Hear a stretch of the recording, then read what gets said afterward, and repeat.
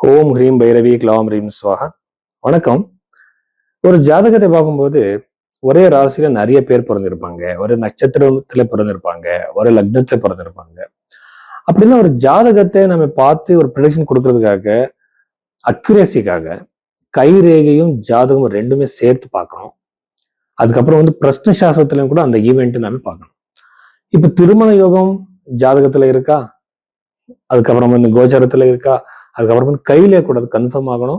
Finalise பிரஷ்ன சாஸ்திரத்துல தான் ஆகணும். அது விட்டுட்டு நாம வெறும் ராசியில உங்களுக்கு அப்படி நடந்துட்டு இருக்கு இப்படி நடந்துட்டு இருக்குன்னு சொன்னா அது அவ்வளவு எஃபெக்டிவான வே கிடையாது. அதனால இந்த மாதிரி ஒரு சிஸ்டமேட்டிக்கா ஜாதகம் பார்க்கறதுக்காக நீங்க பைரவி ஆஸ்ட்ரோல உங்க கன்சல்டேஷன் புக் பண்ணுங்க. அங்க உங்க கைரேகையும் உங்க ஜாதகம் ரெண்டுமே வச்சு, எதுக்குன்னா நம்ம பர்த் டைம் சரியா இருக்காது, பர்த் டேட் கூட சரியா இருக்காது. எத்தனை பேருக்கு பிறந்த டேட் டைமே சரியா தெரியல. அப்படின்னா உங்களோட ஜாதகம் எப்படி சரியா இருக்கும்? அதனால நம்ம கைரேகையில அந்த ஏஜ் அந்த டேட்டு எல்லாமே நம்ம ஒரு அலைனடா பார்த்து ஒரு ப்ரெடிஷன்ஸ் கொடுக்க முடியும். ஸோ பைரவி ஆஸ்ட்ரோ நீங்க கன்சல்டேஷன் எடுத்துக்கலாம். மீன ராசி, இந்த மீன ராசியில பிறந்தவருக்கு திருமணம் எப்போ அமையும்? மீன ராசில இந்த சப்தம பாவாதிபதி புதன். எதுக்குன்னா கன்னியா ராசி வருது. கன்னியா ராசியோட அதிபதி புதன். புதன் கிரகம் எப்படி இருக்கு அது பாருங்க. புத கிரகம் மிதுன ராசியில இருக்கா, கன்னியா ராசியில இருக்கா, ஒரு நல்ல பிளேஸ்ல இருக்கா, நண்பர்களோட ராசியில இருக்கா, இது பாருங்க. அது அஸ்தமாகலையா, அது வக்ரி ஆகலையா, எல்லாமே பார்த்து சஷ்டம பாவத்திலேயோ அஷ்டம பாவத்திலேயோ இல்ல, 12வது வீட்லயும் இல்ல, நல்ல பிளேஸ்ல இருக்கு. விம்சோபக்க பலம், திக்பலம் இதெல்லாமே அப்புறம் பார்க்கலாம். ஸ்தான பலம் எல்லாமே இந்த ஒரு நமக்கு நமக்கு நமக்கு தெரிகிற மாதிரி பாருங்க. உங்களோட பிறந்த ஜாதகத்தை அங்கே புதன் நல்ல பிளேஸ் இருந்துருச்சுன்னா கண்டிப்பா உங்க திருமணம் பிலோ 26 ஏஜ்ல நடக்கும். ஆனா பாருங்க, ஒரு காலகட்டத்துல ஒரு திருமண ஒரு டைம் ஃபிக்ஸ் ஆகும். இப்போ ஒரு 100 இயர்ஸ்க்கு முன்னாடி அப்படி இல்லை.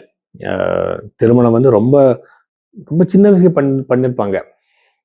இப்போ ஏஜ் சேஞ்ச் ஆயிட்டு இருக்கு. கால தேசத்தை நாம அந்த இன்டர்பிரேட் பண்ணும்போது, அந்த காம்பினேஷனை பார்க்கும்போது ஒரு அஸ்ட்ராலஜர் அது பார்க்கணும். இந்த கால தேசத்துல பார்க்கும்போது பிலோ 27th ஏஜ்குள்ள நடக்கும்.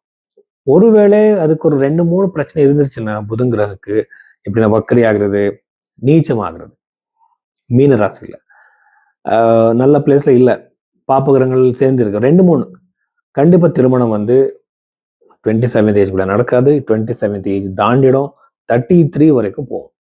ஒருவேளை புத கிரகம் அத்தனை தோஷங்கள்ல சேர்ந்துருக்கு, வக்ரியம் இருக்கு, அஸ்தமா இருக்கு, சனி கிரகம் பார்த்துட்டு இருக்கு, ஒரு பாப்ப கிரகம் இல்லை 2-3 பாப்ப கிரகங்களோட சேர்ந்து இருக்கு, நீச்சமாயிருக்கு, விச் சேம் ரிஃப்ளெக்டட் இந்த நவம்ச சார்ட் ஆல்சோ. நவம்ச சார்ட்ல கூட அப்படியே இருக்கு. திருமணம் அமையறது ரொம்ப கஷ்டம், டிலே ஆகுறது, கேன்சல் ஆகுறது எல்லாமே இருக்குங்கிறது. ஆனா அவருக்கு பாக்குறவருக்கு அந்த அந்த சிச்சுவேஷனே ஒரு வராது, ஒரு குறையும் இருக்காது. ஆனா அங்க சிச்சுவேஷன் வராது, ஏதாவது நடக்கும் அங்க. இதுக்காக நீங்க பரிகாரம் பண்ணிதான் ஆகணும்.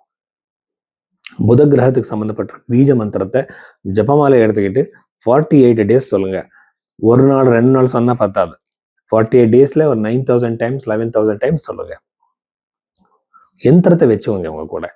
அந்த யந்திரம் நீங்க பைரவி ஆஸ்ட்ரோல புக் பண்ணலாம், அனுப்புவாங்க உங்களுக்கு. வச்சுக்கோங்க, மந்திர ஜபத்தை பண்ணுங்க. வித்தின் 48 daysல கண்டிப்பா நிறைய பேருக்கு ரிசல்ட்